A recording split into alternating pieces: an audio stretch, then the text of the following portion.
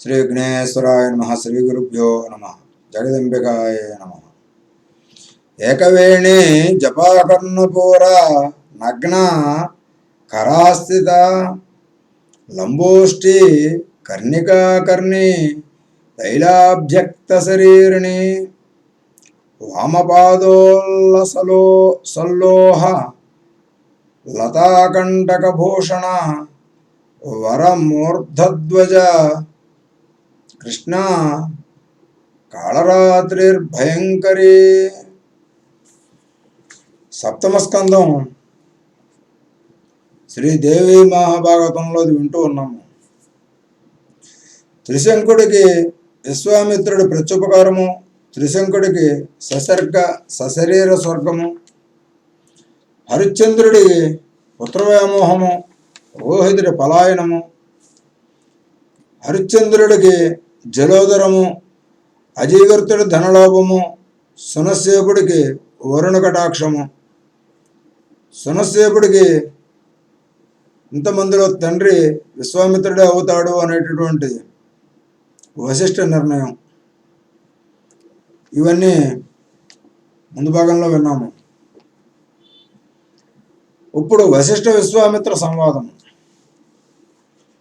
అటు తరువాత కొంతకాలానికి వశిష్ఠుడు హోతగా హరిశ్చంద్రుడు మహావైభవంగా రాజసూయ యాగం చేశాడు. పరిసమాప్తి నాడు వశిష్ఠుల వారిని అత్యద్భుతంగా సత్కరించాడు. ఈ పూజాబలంతో వశిష్ఠుడు సరాసరి స్వర్గలోకానికి వెళ్ళాడు. అక్కడ ఇంద్రసభలో విశ్వామిత్రుడు కలిసి ఆశ్చర్యం ప్రకటించారు. ఎవరు పూజలు అందుకున్నావు స్వామి, ఇలా ఇక్కడికి రాగలిగావు, నిజం చెప్పు అని ప్రశ్నించాడు. కౌశిక, నా యజమానుడు హరిశ్చంద్రుడు మహావైభవంగా రాజసూయ యాగం చేశాడు. ఆ పరిసమాప్తి నాడు నన్ను అద్భుతంగా పూజించాడు. అందువల్ల నేను ఇక్కడికి రాగలిగాను. సందేహం తీరిందా? మరొక విషయం చెబుతున్నాను. హరిశ్చంద్రుడు మహావీరుడు, మహాదాత, ధర్మశీలుడు, సత్యవాది, ప్రజారంజకుడు. అతడితో సాటి వచ్చే రాజు గతంలో లేడు, భవిష్యత్తులో ఉండడు, తెలుసుకో. వశిష్ఠుడు సగర్వంగా చెప్పిన ఈ సమాధానానికి కౌశికుడి కళ్ళు ఎర్రబడ్డాయి. ఏమి పొగుడుతున్నావయ్యా? నేనెరగని రాజా మీ హరిశ్చంద్రుడు. వట్టి కపటి, అబద్ధాల కోరు, వరమిచ్చిన వరుణునే వంచబోయాడు. నా జన్మాంతర్జితమైన మహాపుణ్యాన్ని పణంగా పెడుతున్నాను. నువ్వు పెట్టు, పందెం వేసుకుందాం. హరిశ్చంద్రుడిని అసత్యవాదిగా, కరుడిగా నిరూపిస్తాను. నిరూపించలేకపోతే నా పుణ్యం వదులుకుంటాను. నిరూపిస్తే నీ పుణ్యం వదులుకో. పందెం పరమగోప్యం, సరేనా అన్నాడు. వశిష్ఠుడు సరే అన్నాడు. ఇద్దరు ఇలా వివాదపడి పందెం చరుచుకొని పళ్ళు కొరుక్కుంటూ స్వర్గలోకం నుంచి భూలోకంలో తమ తమ ఆశ్రమాలకు తిరిగి వచ్చారు. ఒకనాడు హరిశ్చంద్రుడు వేటకు వెళ్ళాడు. నట్టడవిలో ఒక సుందరంగా కనిపించింది. ఎందుకో ఏడుస్తూ నిలబడింది. మహారాజు కరుణాపరుడై ప్రశ్నించాడు. పద్మభద్ర విశాలాక్షి, ఎందుకు విలపిస్తున్నావు? ఎవరు నిన్ను హింసించారు? ఎవరు నువ్వు? ఈ విజనారణ్యంలో ఒంటరిగా ఎందుకున్నావు? నీ భర్త ఎవరు? తల్లిదండ్రులు ఎవరు? నా రాజ్యంలో రాక్షసులు కూడా పరాంగణను పీడించడానికి వీల్లేదు. నిన్ను బాధిస్తున్నవాడు ఎవడో చెప్పు, వాడిని ఇప్పుడే సంహరిస్తాను. కృసోదరి, పెదవి విప్పి మాట్లాడు. దుఃఖ కారణం తెలియజేయి. నా రాజ్యంలో పాపాత్ముడు ఉండటానికి వీల్లేదు, శిక్షిస్తాను. దుఃఖం దిగమింగి సమాధానం చెప్పు అని ప్రశ్నల వర్షం కురిపించాడు. ఆ సుందరాంగి కళ్ళు తుడుచుకుంది. మెల్లమెల్లగా ముఖం పైకెత్తింది, బదులు పలికింది. మహారాజా, విశ్వామిత్రుడు నన్ను బాధిస్తున్నాడు. నన్ను కోరి ఘోర తపస్సు చేస్తున్నాడు. ఇది నీ రాజ్యంలోనే జరుగుతోంది. తన్వై భయపడకు, వరుడిల్లు, విశ్వామిత్రుని వారిస్తాను అని ఆవిడను ఓదార్చి హరిశ్చంద్రుడు విశ్వామిత్రుడి దగ్గరికి వచ్చాడు. నమస్కరించాడు. స్వామి, ఏమిటి తపస్సు? శరీరాన్ని ఎందుకు ఇలా ప్రశంపజేసుకుంటున్నారు? నిజం చెప్పండి. ఏది కోరి ఈ దీక్ష స్వీకరించారు? మీ కోరిక ఏమిటో చెబితే నేను తీరుస్తాను. ఎప్పటికి చేసిన తపస్సు చాలు, లేక లేవండి. నా రాజ్యంలో దారుణాలు జరగడానికి వీలు లేదు. లోకపీడాకరమైన తపస్సులు ఎవరూ చేయడానికి అనుమతించను అని చెప్పి హరిశ్చంద్రుడు విశ్వామిత్రుడి తపస్సును వారించాడు. మాయాశోకరం. కౌశికుడు ఆశ్రమానికి తిరిగి వచ్చాడు. క్రోధ తామ్రాయతాక్షుడు అయ్యాడు. తామ్రాయతాక్షుడు అయ్యాడు. వశిష్ఠుడితో వేసిన పందాన్ని స్మరించాడు. ప్రతీకారం చేయాలని బాగా ఆలోచించాడు. ఒక ఘోర దానవుణ్ణి సృష్టించాడు. శోకరాకృతిని ధరింపజేశాడు. రాజ్యంలోకి వదిలిపెట్టాడు. వాడు అతికాయుడు, మహాకాలుడు కూడా. భేకరనినాదం చేస్తూ రాజుగారి ఉద్యానవనంలో ప్రవేశించాడు. రక్షక భటులు భయపడి పారిపోయారు. శోకరదానవుడు ఆ వనాన్ని ధ్వంసం చేశాడు. కోరలతో మొదళ్ళు తవ్వి మహావృక్షాలను సైతం నేలకూరుస్తాడు. ఉద్యానవనం ఒక రణరంగంగా తలపింపజేసింది. మాలాకారులు హాహాకారాలు చేస్తూ పరుగులు తీశారు. కొందరు బాణాలు వేశారు, కానీ అవి నిష్ప్రయోజాలయ్యాయి. శోకరం అందరినీ తరిమి కొట్టింది. భయభ్రాంతులే రాజోద్యోగులు హరిశ్చంద్రుని శరణు వేరాడు. ఒక భీకర శోకరాకారం మన వనాన్ని ధ్వంసం చేస్తోందని విన్నవించారు. వెంటనే మహారాజు సాయుధుడే అశ్వరూఢుడై సైన్య సమేతుడే ఉద్యానవనం చేరుకున్నాడు. భగ్నమైన సుందరోద్యానవనాన్ని జర్ఘుర ధ్వనులు చేస్తున్న భీకర శోకరాన్ని చూడగానే రాజు కోపావిష్టుడయ్యాడు. బాణం సంధించాడు. అది చూసి ఆ దానవుడు రాజుపై లంఘించాడు. ముట్టె దించుకొని వేగంగా వచ్చి పడుతున్న వరాహం మీదకి గురి చూసి బాణం వదిలాడు హరిశ్చంద్రుడు. నేర్పుగా తెప్పించుకుని రాజును ఢీకొనడానికి వస్తోంది. మహారాజు తన ధనుర్విద్యా నైపుణ్యాన్ని అంతటినీ ప్రదర్శిస్తూ బాణ పరంపర కురింపించాడు. శోకరం వెనుదిరిగి పరుగు లంకించుకుంది. క్షణకాలం కనబడుతోంది. క్షణంలో కనుమరుగవుతోంది. మహారాజుకు పట్టుదల పెరిగింది. వెంబడించాడు. సైన్యము వెంట నడిచింది. రాజుగారి వాయువేగాన్ని అందుకోలేక బాగా వెనకబడింది. రాజు మాత్రం ధనుసు ఎక్కుపెట్టి దాన్ని వెంబడిస్తూనే ఘోరారణ్యంలోకి చేరుకున్నాడు. సూర్యుడు నడినెత్తిన మీద నిప్పులు జరుగుతున్నాడు. గుర్రం అలసిపోయింది. రాజుగారికి దాహం అయ్యింది. గొంతు ఎండిపోయింది. ఉన్నట్టుండి భీకర సుఖం మాయమైంది. మహారాజుకు ఒక్కసారిగా ఒళ్ళు జలధరించింది. ఇదేదో మాయ అనుకున్నాడు. దారిదన్ను లేని కేకారణ్యంలో చిక్కుకుపోయాడు. ఒంటరిగా నిలబడ్డాడు. ఏం చేయాలో తెలియలేదు, తోచలేదు. అల్లంత దూరం నుంచే జలజ పక్షులు కలకూచితాలు వినిపించాయి. అటువైపు వెళ్ళాడు. నిర్మలోదకాలతో ప్రవహిస్తున్న చిన్న నది కనిపించింది. అమ్మయ్య అనుకున్నాడు. గుర్రానికి నీళ్లు తాపి తానిని తాగాడు. ముఖం తడుపుకున్నాడు. కాసేపు విశ్రమించాడు. ఇక రాజధానికి పోదాం అనుకున్నాడు. ఇంతలోకి వృద్ధ బ్రాహ్మణ రూపంలో విశ్వామిత్రుడు అక్కడికి వచ్చాడు. హరిశ్చంద్రుడు సవినయంగా నమస్కరించాడు. విప్రుడు ఆశీర్వదించాడు. మహారాజానికి స్వస్తియోగాక ఈ అరణ్యంలోకి ఒంటరిగా ఎందుకు వచ్చినట్టో నిజం చెప్పు అని ప్రశ్నించాడు. బ్రాహ్మణోత్తమ, ఒక మహాశోకరం మా రాజధానికి వచ్చి ఉద్యానవనాన్ని ధ్వంసం చేసింది. దాన్ని తరుముకుంటూ వచ్చాను. ఉన్నట్టుండి అది కనుమరుగైంది. అంతా మాయగా ఉంది. నా సైన్యం ఎక్కడో చిక్కుబడింది. దాహం వేసి నదికి వచ్చాను. ఈ అడవిలో నుంచి బయటపడే దారి తెలియటం లేదు. ఎలా వెళ్ళాలని ఆలోచిస్తున్నాను. అంతలోకి భాగ్యవశాత్తు తమ దర్శనం అయ్యింది. రాజధాని చేరుకునే దారి చెప్పండి. నేను హరిశ్చంద్రుని, అయోధ్యాపతిని, రాజసూయం చేసిన వాడిని, విప్రులకు విద్వాంసులకు వాంఛితార్థాలు తీర్చిన వాడిని. మీరు కూడా ఏదైనా యత్నం చేయదలుచుకుంటే పుష్కలంగా ధనం ఇస్తాను. ఒకసారి మా అయోధ్యకు దయచేయండి. హరిశ్చంద్రుని మాటలకు ఉద్ధ బ్రాహ్మణుడు పెద్దగట్టిన నవ్వాడు. మహారాజా, ఈ తీర్థం చాలా పుణ్యప్రదం, పాపనాశకం. ఇందులో స్నానం చేసి పితృదేవతలకు తర్పణాలు విడిచిపెట్టు. ఇది శుభముహూర్తం. అటు తర్వాత నీ శక్తి కొలితే తృణమో పనమో దానం చేద్దు. కానీ ఈ పుణ్యతీర్థంలో చేసిన స్నానాలు, దానాలు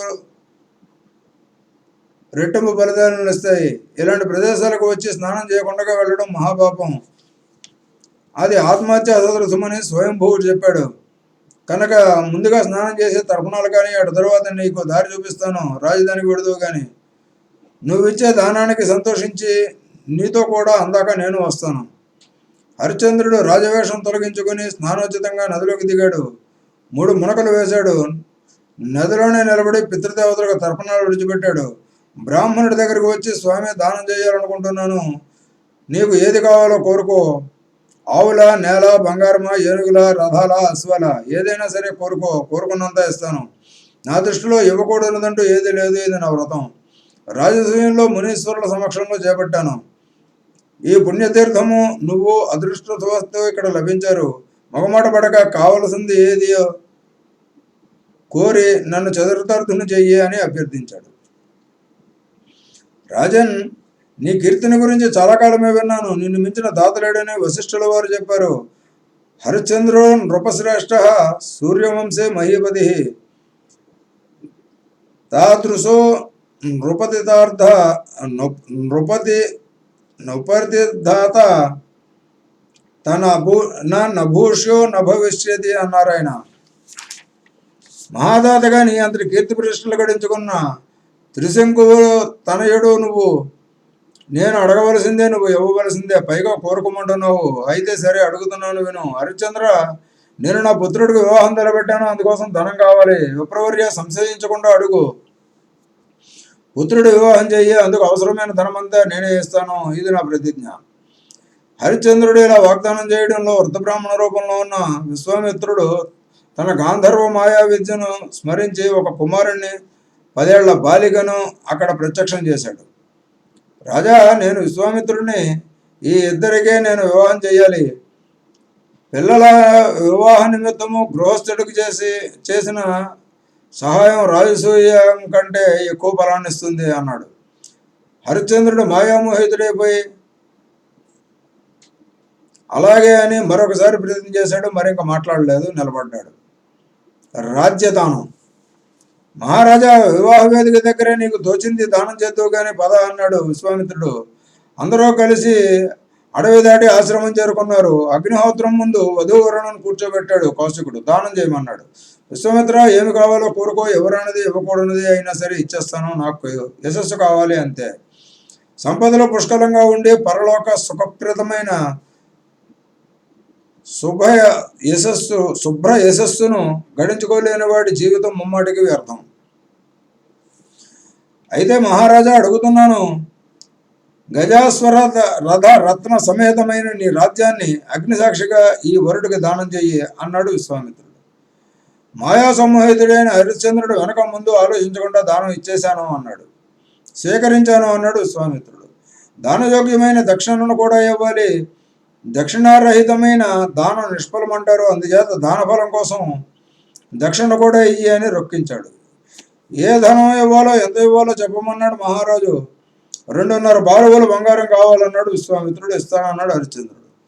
అడవిలో ఎక్కడో చిక్కుబడిపోయిన సైన్యం మహారాజును వెతుక్కుంటూ అక్కడికి వచ్చింది. రాజును స్తుతించింది. హరిశ్చంద్రుడిలో ఒలుగు పలుకోలేదు. ముఖమంతా చింతావ్యాగతలమే కనిపిస్తోంది. నిశ్శబ్దంగా సైన్యంతో కలిసి రాజధానికి చేరుకున్నాడు. సరాసరి అంతఃపురంలో ప్రవేశించాడు. నేను ఏమి చేశాను? నేను ఇటువంటి దానాలు చేయవచ్చునా? ఎంత మోసపోయాను! ఈ అడవిలో ఆ బ్రాహ్మణుడు దోపిడీ దొంగలా నన్ను దోచుకున్నాడు. సపరిచిత్తంగా రాజ్యాన్ని ఇచ్చేశాను. 2.5 బారువుల బంగారం దక్షిణగా బాకీ పడ్డాను. నా మతి ఏమైపోయింది? ఇంత అజ్ఞానం ఎలా ఆవరించింది? మునీశ్వరుడు ఎంతటి కపటి తపస్వి అయ్యుండి నన్ను వంచాడు. సరే కానీ దైవగతి ఎలా ఉంటే అలాగే జరుగుతుంది.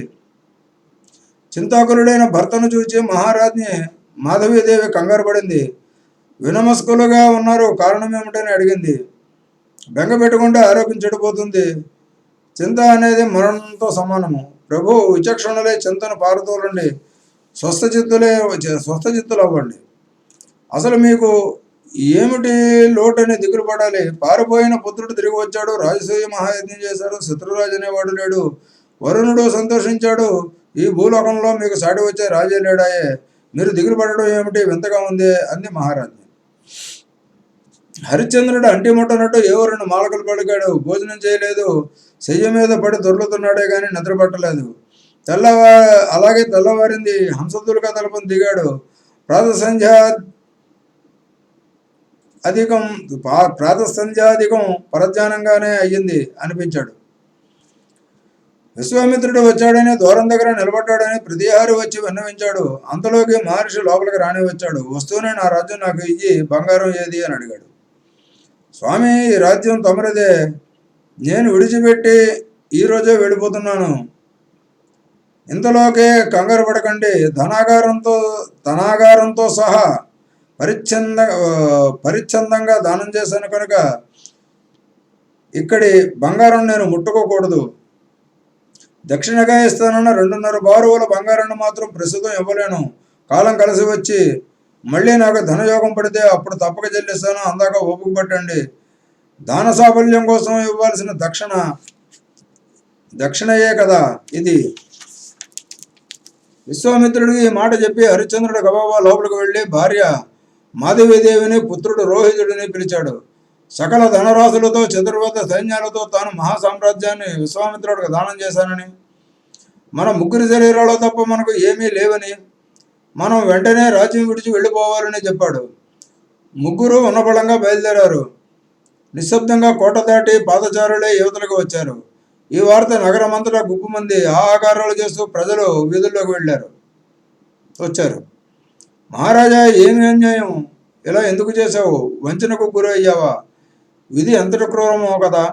విశ్వామిత్రుడు మహాతపస్వి, కరుణామయుడు, సునశ్చేపుణ్ణి కాపాడినవాడు. నీ పట్ల ఇంత దారుణంగా ఎలా ప్రవర్తించాడో, అయ్యో ఎంత దురదృష్టం అంటూ రకరకాలుగా విలపించారు.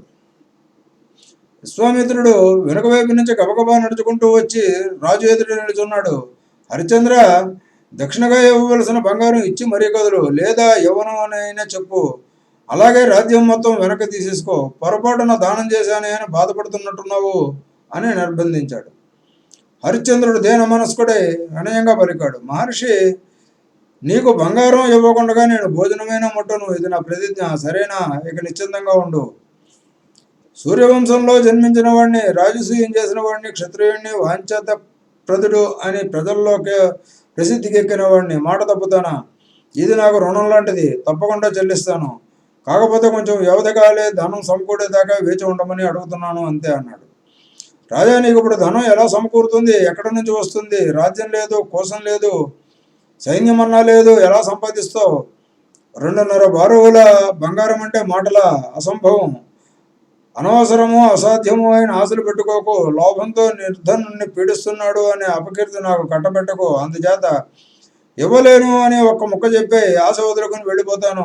నిన్ను బల్లెత్త మాట అంటే ఒట్టు, భార్యాపుత్రులతో స్వేచ్ఛగా జీవిద్దువు గాని. మహర్షి, ధైర్యంగా ఉండు, ఇస్తానన్నది ఇచ్చి తీరుతాను. నా శరీరం ఉంది, భార్యాపుత్రులు ఆరోగ్యంగా ఉన్నారు. మమ్మల్ని మేము అమ్మేసుకునైనా నీ రుణం తీరుస్తాము. అంతగా ఉపకారం చేయాలని అనుకుంటే ఏ వారణాసిలోనో మమ్మల్ని కొనుక్కునేవాడిని ఎవరినైనా చూపించు, అతడికి దానం చేస్తాము, అతడికి దాస్యం చేస్తాము. ఆ సొమ్ముతో నీ బంగారం నువ్వు పొందుదువు కానీ, సంతృప్తి చెందుదువు కానీ. హరిశ్చంద్రుడు ఇలా పలుకుతూనే నడక సాగించాడు. భార్యాపుత్రులు వెంట నడిచారు. కొన్ని రోజుల పాటు ప్రయాణం సాగింది. పార్వతీ సహితుడైన పరమేశ్వరుడు కాపురం ఉండే వారణాసి చేరుకున్నాడు. ఆ నగరాన్ని చూడగానే హరిశ్చంద్రుడి మనసు ఊరటిల్లింది, ఆహ్లాదపడింది. కృతార్థునయ్యాను అనుకున్నాడు. భాగీరథిలో స్నానం చేసి దేవతలకు తర్పణలు ఇచ్చాడు. విశ్వనాథుడి దర్శనం చేసుకున్నాడు. ఇది మానవుల కోసం, మానవులు నిర్మించింది కాదు, పరమేశ్వరుడు సొత్తు అనుకుంటూ నగర సౌందర్యాన్ని చూస్తూ పురప్రవేశం చేశాడు. విశ్వామిత్రుడు ఎదురుపడ్డాడు. దక్షిణ మాట ఏమిటన్నాడు. హరిశ్చంద్రుడు వినయంగా నమస్కరించాడు. మహానుభావా, ఇదిగో నేనున్నాను. ఇదిగో నా కుమారుడు, నా భార్య. ఎవరిని కావాలంటే వారిని స్వీకరించు, దాస్యం చేయించుకో. సరిపోదు అనుకుంటే ముగ్గురిని తీసేసుకో. ఇంతకన్నా ఎప్పటికీ నేను చేయగలిగింది లేదు, చెప్పగలిగింది లేదు అన్నాడు. హరిశ్చంద్ర, అప్పుడే నెల గడిచిపోయింది.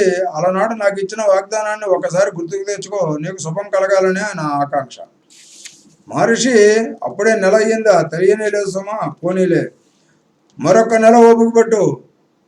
సరే, మరొక నెల గడువు ఇస్తున్నాను, అప్పుడు వస్తాను. ఇవ్వకపోయావో శపిస్తాను అనేసి విశ్వామిత్రుడు వెళ్ళిపోయాడు. హరిశ్చంద్రుడు తీవ్రంగా ఆలోచించాడు. ఎలా ఈ అప్పు తీర్చడం? ఎలా? ఏ మార్గము కనిపించడం లేదు. పోనీ ఆదుకుంటారంటే అంతటి సంపన్నులైన మిత్రులు ఏరి? యాచనకు దిగుదామంటే ప్రతిగ్రహం పరమ నీచం. అదీగాక ధర్మశాస్త్రాలు క్షత్రియులకు చెప్పిన 3 వృత్తులలోనూ అది లేదు. ప్రాణాలు వదిలేద్దామా అంటే అప్పు తీర్చలేదు కనుక బ్రాహ్మణుడు సొమ్ము తిన్నవాడిని అవుతాను. అది మహాపాపం. అధమాధమ జన్మ వస్తుంది. ఏ విషక్రముగానో పుడతాను, లేదా భూతమో ప్రేతమో అవుతాను. అందుచేత ఎలాగో అలాగా అప్పు చెల్లించగానే చావడానికైనా వీలు లేదు. నన్ను నేను అమ్మేసుకోవడం ఒకటే దారి. భార్యా విక్రయం. యాకిలిదుడే తలదించుకొని ఏదో ఆలోచిస్తున్న భర్త దేనావస్థను గమనించింది మాధవీదేవి. కళ్ళల్లో నీళ్లు కమ్ముకున్నాయి, గొంతు బొంగురుపోయింది. నాదా దిగులు పడకు, మనం ధర్మం మనం నెరవేరుద్దాము. మాట తప్పడం కన్నా మహాపాపం లేదు. దానికి మనం పాల్పడవద్దు. అంతకన్నా ప్రేతత్వం నయం. అందుచేత సత్యవాక్ పరిపాలనమే మన కర్తవ్యం. ఎన్ని కష్టాలున్నారా అని ధైర్యంగా ఎదుర్కొందాము, అనుభవిద్దాము. ఇంతకాలము చేసిన హోమాలు, చదివిన శాస్త్రాలు, ఇచ్చిన దానాలు ఒక్క అసత్యంతో తుడిచిపెట్టుకుపోవడం నాకు ఇష్టం లేదు. ధర్మశాస్త్రాలు చెబుతున్నాయి, సత్యమే తరుణోపాయమని, అసత్యమే పతనోపాయమని. 100 యజ్ఞాలు చేసిన, రాజసూయమే నిర్వహించిన ఒక్క అనృతంతో స్వర్గం చేజారిపోతుందిట. మనం అలా పోగొట్టుకోవద్దు అని ఖచ్చితంగా తన అభిప్రాయం చెప్పింది. దేవి, నా మనసులో మాట ఉన్నమాట చెప్పావు.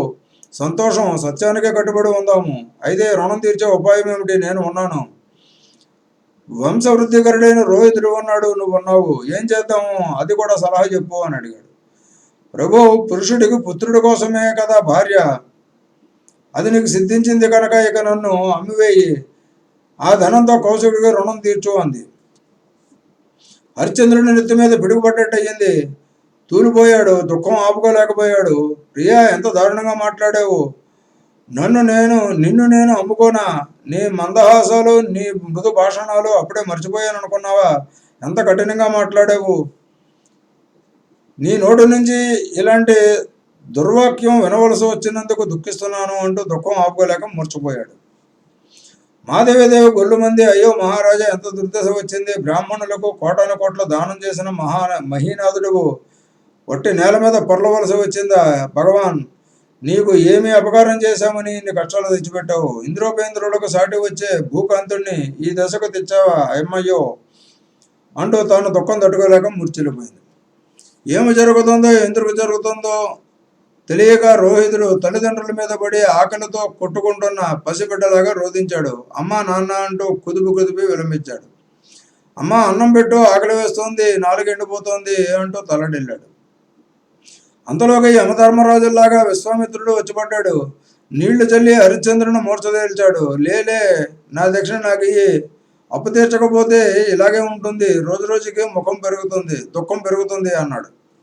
హరిశ్చంద్రుడు స్పృహలోకి వచ్చాడు. ముఖం మీద నీళ్లు చల్లిన మహర్షి వైపు ఆప్యాయంగా చూశాడు. గుర్తుపట్టి హఠాత్తుగా మళ్ళీ మూర్చిల్లాడు.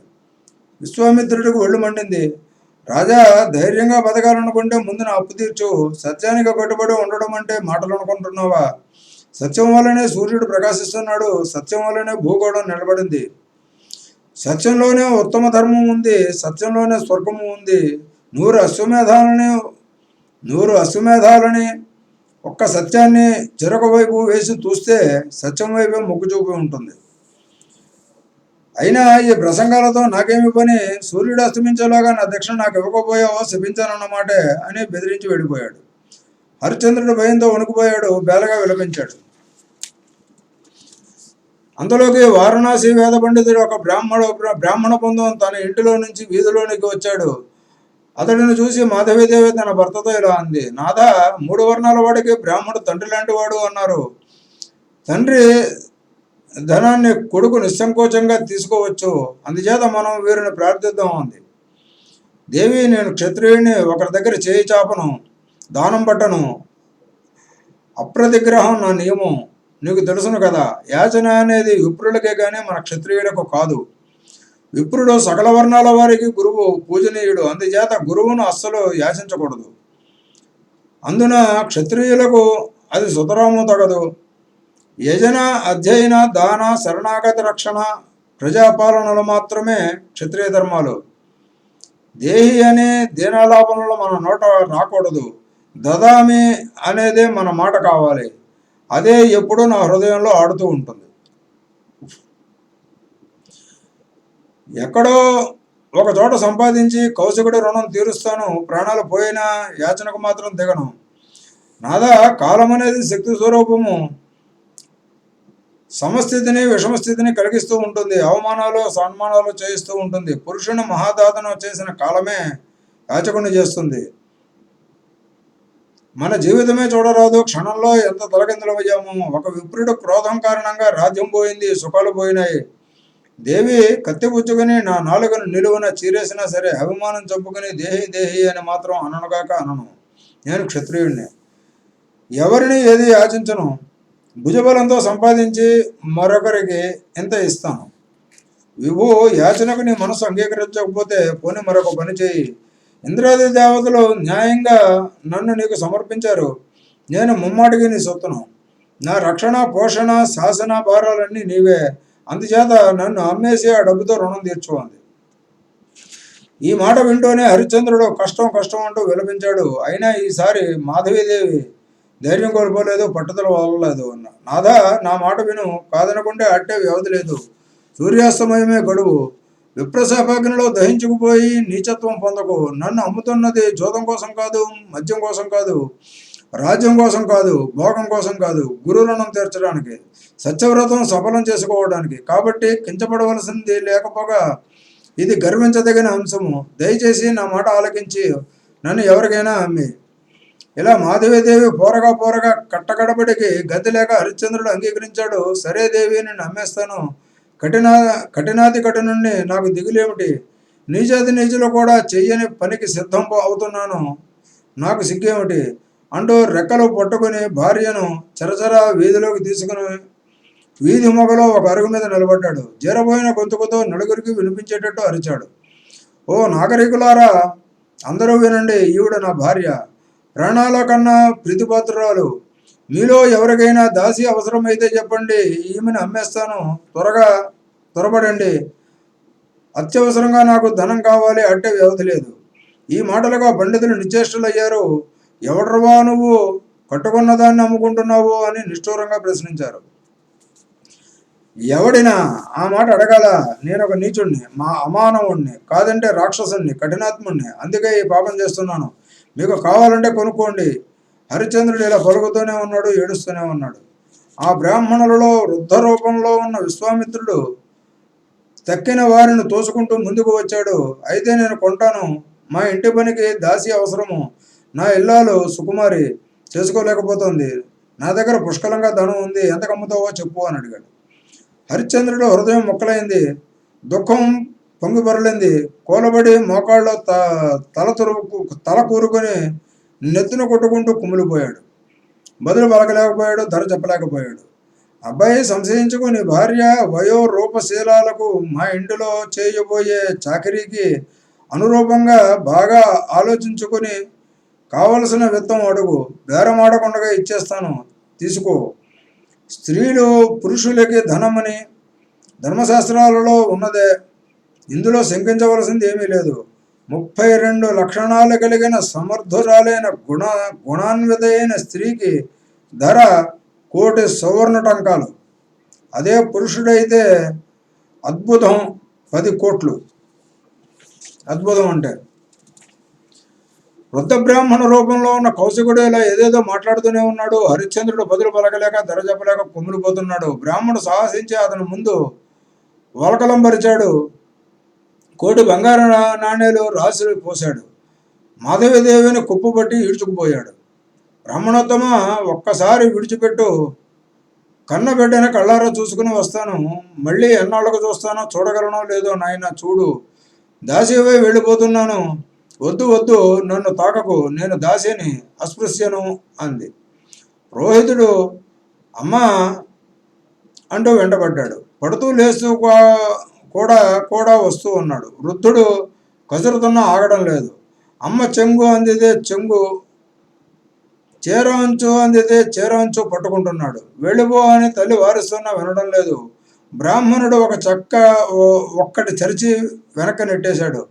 అప్పుడు మాధవీదేవి ముఖం నిలుపుకుంటూ, విప్రవర్య, కాసింత దయ చూపించు, వీడిని కూడా కొనేసుకో.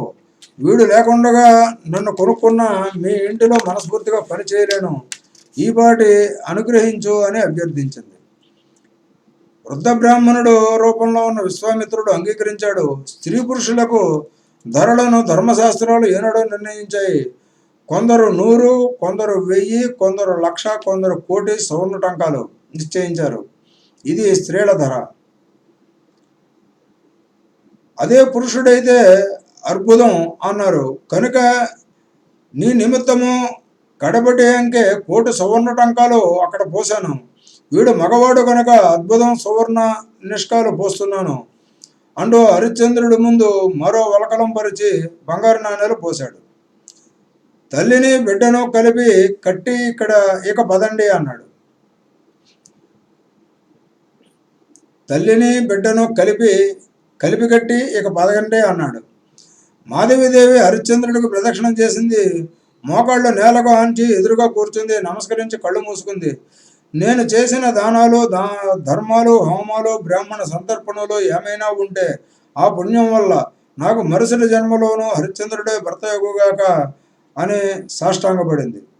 పాదాలకు నమస్కరిస్తున్న తన ప్రాణ ప్రియను చూసి హరిశ్చంద్రుడు హాహాకారాలు చేశాడు. నన్ను విడిచిపెట్టి వెళ్ళిపోతావా? నేడైన చెట్టును విడిచి వెళ్ళదే ఎలా వెళ్ళిపోతున్నావు దేవి అని బావురుమన్నాడు. కొడుకును దగ్గరకు తీసుకున్నాడు. నాయనా, నువ్వు వెళ్ళిపోతున్నావా? ఇక నేను ఏమైపోతానో? బ్రాహ్మణోత్తమ రాజ్యానికి కౌశిటికి దారపోసినప్పుడు కానీ, అడవులలో అగచాట్లు పడ్డప్పుడు కానీ ఏమీ బాధను అనిపించలేదు. కానీ ఇప్పుడు ఇదిగో ఇలా పుత్రుని వదులుకుంటూ ఉంటే ఈ దుఃఖం భరించలేకపోతున్నాను. లోకంలో భర్తలందరూ భార్యలను సంతోషపెడతారు, బంగారు ఆభరణాలు అలంకరిస్తారు. మరి నేను నిన్ను దుఃఖంలో ముంచేశాను, సువర్ణ టంకాల కోసం అమ్మేశాను. మహారాజ్ఞిగా రాజభోగాలు అనుభవించవలసిన దానివి నిన్ను దాసిని చేశాను. ఎంతటి శిలాహృదయం నాది! నాకన్నా దురదృష్టవంతుడు ఈ సృష్టిలో ఇంకెవరైనా ఉంటారా? పురాణ కథల్లోనైనా కనిపిస్తారా? సూర్యవంశంలో పుట్టిన మహారాజును భర్తగా పొంది కట్టకడపటికి ఇలా దాసివయ్యావు. దేవి, విధి విలాసం ఎంత ఘోరమో, ఎంత క్రూరమైనదో. అలా హరిశ్చంద్రుడు విలపిస్తూనే ఉన్నాడు. తదుపరి కథ వచ్చే భాగంలో విందాము. స్వస్తి. శ్రీ జగదంబార్పణమస్తు.